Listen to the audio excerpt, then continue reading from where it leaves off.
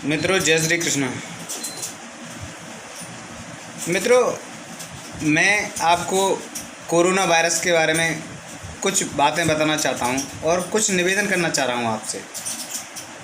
कारण क्या है कि सरकार आपसे बार बार निवेदन कर रही है, टीवी पर रोज़ प्रचार किया जा रहा है कि आप अपने घरों में रहें, लॉकडाउन का पालन करें, और इसके बावजूद भी लोग इस गंभीर बीमारी को गंभीरता से नहीं ले रहे हैं।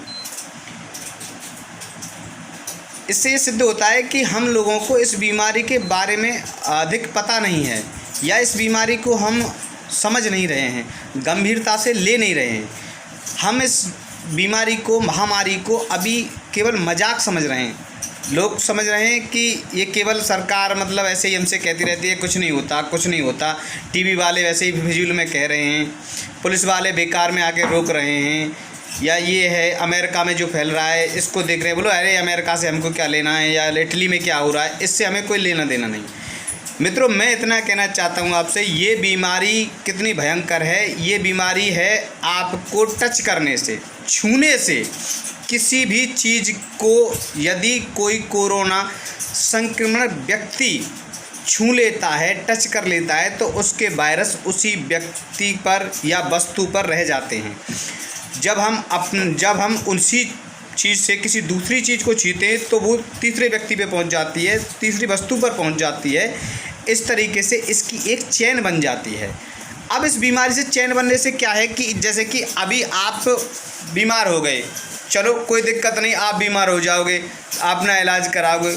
क्या आप अपने बच्चों का इलाज करा सकते हो? क्या आप चाहते हैं कि आपके कारण आपके बच्चे, माता पिता, भाई बहन ये सब इफ़ेक्टिव हो जाएं, और आप मतलब समझते में क्या कहना चाह रहा हूँ कि उनकी जीवन लीला समाप्त हो जाए? क्या ऐसा संभव करना चाह रहे हैं आप? क्या आप चाहते हैं कि जिन लोगों के साथ में, जिन परिवारिक सदस्यों के साथ में आप रहते हैं, हंसते हैं, बोलते हैं, उनको आप काल के गाल में डालना चाहते हैं?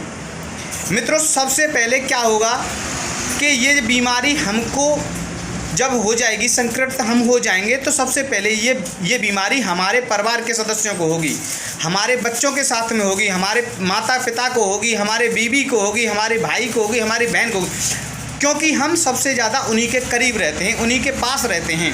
दूसरों को बीमारी तो हमारे बाद में होगी ना, हो सकता है तब तक वो तो ठीक हो जाएं, लेकिन हम अपने परिवार के रावण क्यों बनना चाहते हैं? क्यों हम सब लोगों को अपने परिवार का विनाश करना चाहते हैं? जबकि हमको पता है कि भगवान श्री राम ने भगवान हैं, रावण को पता था ये सब चीज़, लेकिन उसने फिर भी राम जी से विरोध किया, दोष लिया, और उसने अपने पूरे परिवार को जानते हुए भी एक काल के गाल में डाल दिया।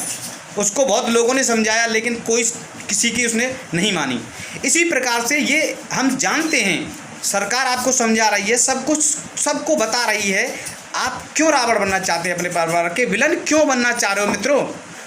मित्रों, मैं निवेदन करता हूँ आपसे, प्लीज़ आपसे हर तरीके से मैं आपसे निवेदन कर रहा हूँ कि इस बीमारी से आप बचिए, अपने परिवार को बचाइए, अपने बच्चों को बचाइए।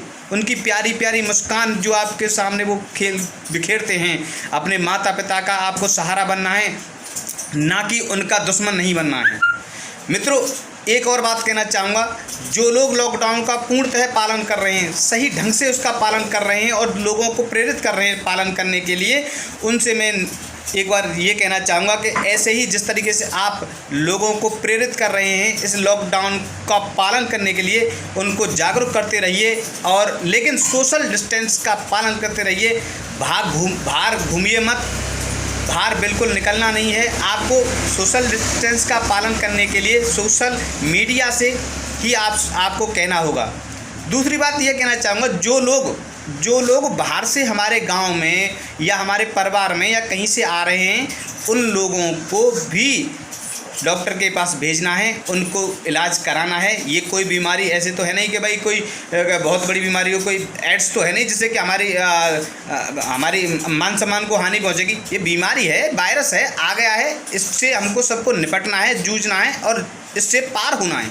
युद्ध है ये कोरोना के खिलाफ। इस युद्ध में आप सबको, हम सबको मिल करके एक महारथी बन करके सामने आना है और उसी प्रकार से इसको हराना है। आपको बार बार अपने हाथ धोने हैं, अपने बच्चों से, अपने घर वालों से, सबसे ये बात कहनी है कि आप बार बार अपने हाथ धोइए, बार बार अपने हाथ धोइए, क्योंकि ये वह दुश्मन है। मैं आपको एक और बात बोलना चाहूँगा, अभी आपके सामने रामायण चल रही है। रामायण जब चल रही है उसमें एक सीन आपने देखा होगा कि लवणासुर, वो एक ऐसा इतना भयंकर राक्षस था कि उसके पास में भगवान शिव जी का एक त्रिशूल था। जब वो त्रिशूल उसके पास रहता था तो उसको कोई पराजित नहीं कर सकता था, लेकिन यदि वह त्रिशूल से जब घर रह गया था तो शत्रुघ्न जी ने तभी उसको मार सके थे। मैं इससे ये कहना चाहता हूँ कि आप बार बार हाथ धोइए, बार बार अपने आप को स्वच्छ रखिए। यदि आपने भूल करके भी एक बार भी हाथ नहीं धोए और किसी संक्रमित चीज़ से आपका हाथ टच हो गया, यानी कि शिव शंकर जी का जो त्रिशूल था वो घर पे रह गया, तो निश्चित रूप से आपको कोरोना हो जाएगा और आपके प्राण और आपके बच्चों के प्राण, आपके परिवार के प्राण कोई नहीं बचा सकेगा। इसलिए मित्रों, मैं निवेदन करता हूं आपसे बार बार, प्रधानमंत्री जी का, सभी देश के जितने भी मुख्यमंत्री जी हैं उन सब ने रिक्वेस्ट की है, आपके विधायक जी, सांसद जी, मंत्री जी सब आपसे रिक्वेस्ट कर रहे हैं, इतने बड़े बड़े लोग आपसे कह रहे हैं, फिल्मी हस्तियाँ आपसे कह रही हैं, और जो मीडिया है वो आपसे कह रहा है, टीवी पे एंकर सभी आपसे बोल रहे हैं कि प्लीज़ और प्लीज़ आप लॉकडाउन का पालन करें। हमारे देश को इस बीमारी से बीमारी से हमको बचना है, इस बीमारी को हमारे देश से दूर भगाना है। इसीलिए मैं आपसे विदा लेता हूँ। जय श्री कृष्णा, जय श्री राम।